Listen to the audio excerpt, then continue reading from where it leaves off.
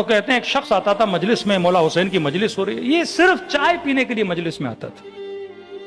1 cup چائے کا پیا، 2 کپ چائے کے پیے، 3 کپ چائے کے پیے، 4 کپ چائے کے پیے، اور چائے پینے کے بعد چلا گیا۔ نہ مجلس میں روتا تھا، نہ ماتم کرتا تھا، نہ مولانا کو سنتا تھا، نہ جب صلوات بھیجی جاتی تھی کوئی توجہ ہوتی تھی، یہ بس آتا 3 کپ چائے کے پی اور نکل جاتا تھا۔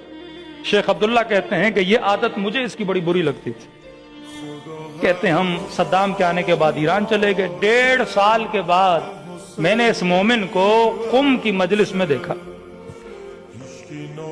اور جب مجلس میں آیا تو وہاں بھی چائے چل رہی تھی، اور اس نے پھر چائے کے کپ پینا شروع کر دی۔ میں نے کہا یہ عجیب مومن ہے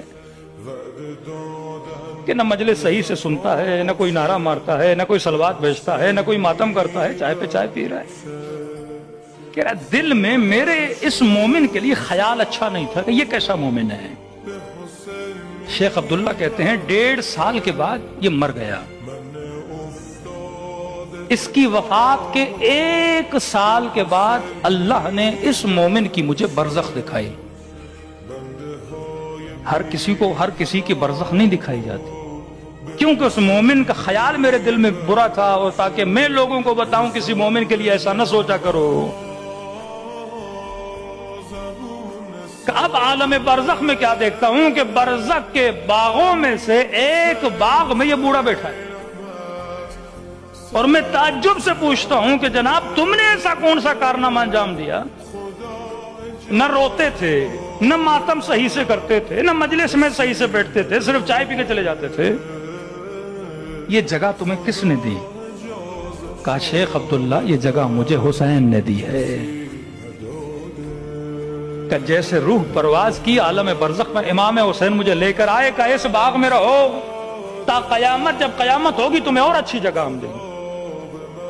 کہتا پھر میں نے کہا شیخ عبداللہ تم نے ایسا کیا کیا تھا کہ امام حسین نے تجھے باغ دیا ہے؟ تو صرف چائے پیتا تھا۔ کہتے یہاں پہ یہ بوڑھا غصے میں آیا، اور اس نے کہا شیخ چائے تو پیتا تھا، لیکن یہ بتا چائے کس کی پیتا تھا؟ کیا میرے گھر میں قہوہ نہیں تھا؟ کیا میرے گھر میں چائے نہیں تھی؟ چائے تو میرے گھر میں بھی ملتی تھی۔ کہ میں صرف مجلس میں حسین کی چائے پینے کے لیے آتا تھا۔